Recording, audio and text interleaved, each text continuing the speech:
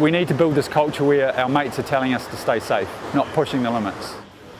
It's an increase no one wants to see, but fatal drownings in New Zealand are up 37% in the last 5 years, 50% of them occurring over summer. 6 people have already drowned in New Zealand since the start of the year. This dramatic increase in drownings is being attributed to more people in and around our waters.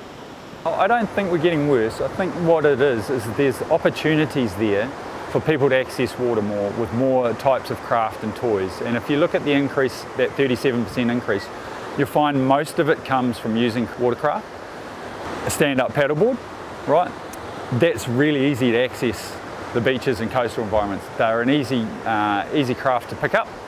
And then you've got kayaks being more prevalent, things are getting cheaper. You've got this new foiling generation coming in, people are trying that out. So what you're actually getting is you're getting innovation within the water sports area, and that's what that's doing is it's getting more people out there, which is great, but we just need to get those key safety messages and have them in place. The most alarming finding from Surf Lifesaving NZ's reports is that males are fatally drowning more than females, 89% male versus 11% female. When we looked at the figures and we went through it, that hit us in the head like a brick bat. You know, it's something that no one quite predicted. It's something that we knew about, but not 89% is a huge stat. What we play in there is Kiwi males are risk takers.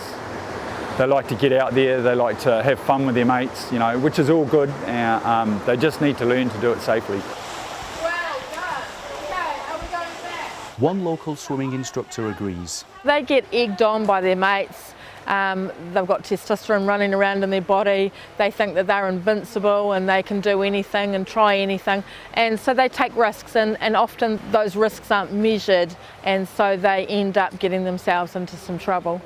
I think that they are susceptible to those things at a younger age, and they grow up and they become more sensible when they're in their 30s. But we also just need to look at the guys that go out in boats and go fishing, and they take their six-pack and it's like, let's go fishing, and they're drinking, you know. So it's those men as well that are doing the water sports that are being quite careless and taking risks.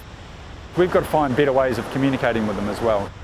In an attempt to get the message across, a new interactive word game challenging users to find hidden safety messages has been released.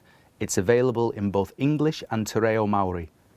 Why it's in Māori? Because they use the water a lot more. They gather kai in water, they do a lot of activities around the water, and a lot of them are coastal based. They're one of the most prevalent users we've got in the country, so it's really important for us to look at diversity and look at inclusivity, and Māori are a really important part of getting the message across. Unfortunately, we're not doing enough to support the Maori and Pacific Islanders. They rely on their whānau to teach them to swim, and their whānau often don't know how to swim. If there was a silver bullet that would reduce these stats massively, what would that silver bullet be?